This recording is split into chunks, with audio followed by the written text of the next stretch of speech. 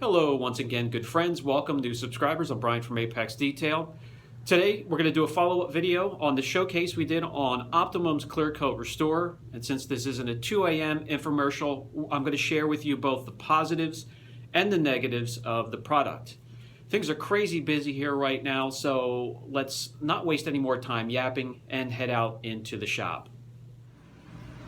If you have faded or oxidized headlights or parking lights or tail lights, the Clear Coat Restore can take care of that and turn that into a permanent fix. These headlights and tail lights and the parking lights are all getting replaced here. I'm waiting for them to come in. So in the meantime, we can use these to test on. We want to prepare the headlight for sanding, and I usually do that by taking a clay bar over it, making sure there's no grit or anything attached to it, any contaminants that could be bonded with it that'll work its way into the sandpaper, and that in turn just causes deeper grooves as you're sanding and makes more work for you. So the little maintenance cleanup right before we start to sand really will help you out and keep your sandpaper clean. I use, of course, the Trizact discs as you've seen in many of my videos. If you have heavily oxidized headlights and you need to do some extended sanding, make sure there's a constant flow of water to clean that disc out so you don't get clumps and cause more work for yourself. What I'm going to do, you could grab the rotary and a wool pad and then just go over the 3000 grit from there and just flatten it out a little bit, work on those sand marks. But I'm going to work on the sand marks with 5000 grit and then leave it there just to show you that the Clear Coat Restore will fill it in and make it look fantastic. As I mentioned in the first video, and if you're new to the channel or just joining us, the video that was before this one showcased and gave the basics for the Optimum Clear Coat Restore. I'm just showing some extra things you can do with it. Clean off the residue, and this is what it looks like. I'm not going to finish it down any further. You don't want to make it perfectly flat and smooth and finish it completely. You want to have something for the Restore to grab its claws into and bond itself to the surface you're applying to, and you can see immediately the drastic turnaround. That's going to be a permanent fix.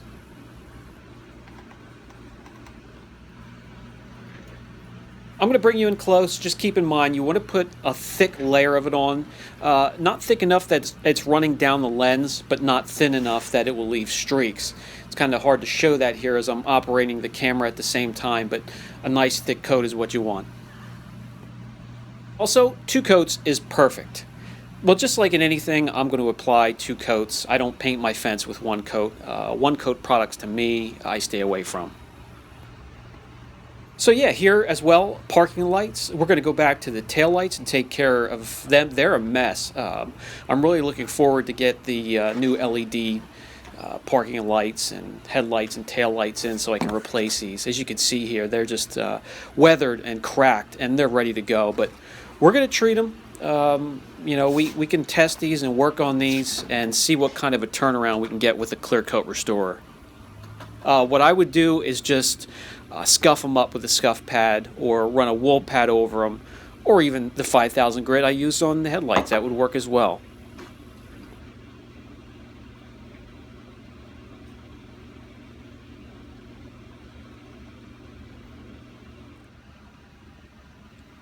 Please excuse the shaking, trying to get a thick layer on the pearl weave, and then on top of that getting it onto the lens while holding the camera is a little difficult while trying to see what I'm doing, so just excuse me. You can see the turnaround here. This is fantastic.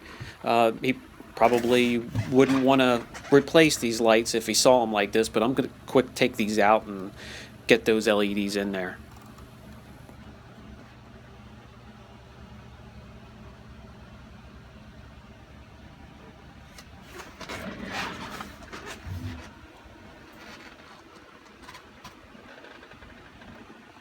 But yeah, I mean, the possibilities are endless. I guess the limits of your imagination. The emblems on the front and back can be cleared. The cleared trim here on the interior. Boy, I could have used this plenty of times with the older classic and antique cars. I do want to show you something. We can get to some of the drawbacks here. This was applied with a can that I removed from the freezer and didn't warm up enough. My shop is normally 60 degrees, 58 to 60 degrees. I like it cool. And I have to warm it up to about 73, 74 degrees before I can get it to lay down perfectly like this, nice and clear. As you can see, another drawback, you want it perfectly clean. If you have a spray booth, that's perfect, but lint and dirt, if it gets stuck in there, you're gonna have to sand that out. Let's take a close look. I have two scratches side by side. One I covered with the Clear Coat Restorer, and we're going to use my microscope as soon as I get things focused in here, and we can see. Now, the bottom part I left as is, and I filled in the scratch that's on the top. And you can see how it fills in, takes away the jagged edges, which in the light, the sunlight, comes in there and reflects around and refracts from those jagged edges, and that's what makes it look so ugly. So up close, that's what it looks like. Pretty neat. So you can wet sand this, and you can polish it. And another drawback, I looked at it and felt it, and it was still a little grabby at 24 hours. So I would really recommend waiting 48 hours to polish it, coat it, PPF it, or wet sand it. I have two coats on this particular panel here. Let me show you what it takes to remove it. By the way, if you do need to wet sand it, if you have dirt in it, or you're just not happy with the texture itself, use 5,000 grit, 3,000 grit. This is 2,500 grit. I want to use this to remove it. And as you can see, you're going to have that white milky residue just like you're removing clear coat, because it's practically what it is. Takes quite a bit of work and elbow grease to get this off. If you have texture you're not happy with, that's about as far as I would go, and then polish it out from there. This is sort of what it would look like.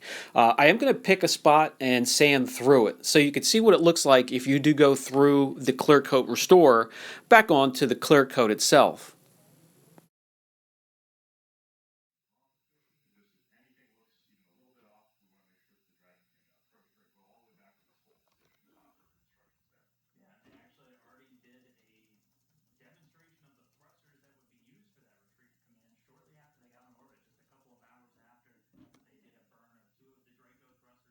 So if you see this while polishing or compounding and wet sanding the Clear Coat Restorer, you've went too far. Off camera, I went ahead and wet sanded as much as I could off. There's just a couple small areas, and I'm gonna use the rotary and a compound. You can obviously polish it. You can compound it after 48 hours, like I showed you there. You could wet sand it, or if you're happy with the way it is, just go ahead and protect it. A wax, a sealant, a coating, paint protection film.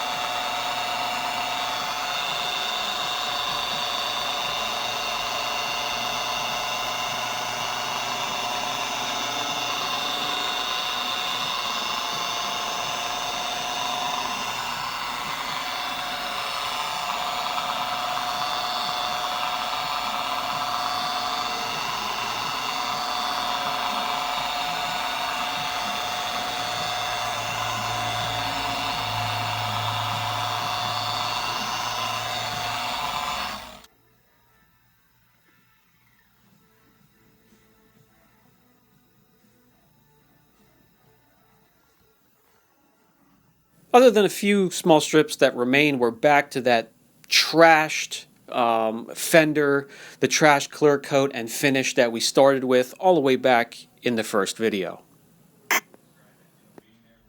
Two layers of the Clear Coat Restore took it from 5.3 to 5.5. Removing it brings us right back down to 4.3 mils. Okay, gang, I hope the video helped a bit. There's obviously much more that it can do, and as the situations pop up where I can use the product more and more, I'll be sure to get footage and share it with you.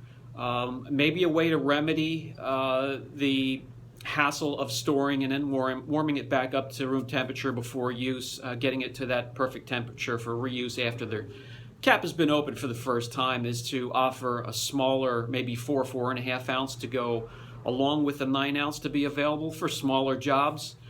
Just a thought. If you have any questions, don't hesitate. Brian from Apex Detail. Catch you in the next video.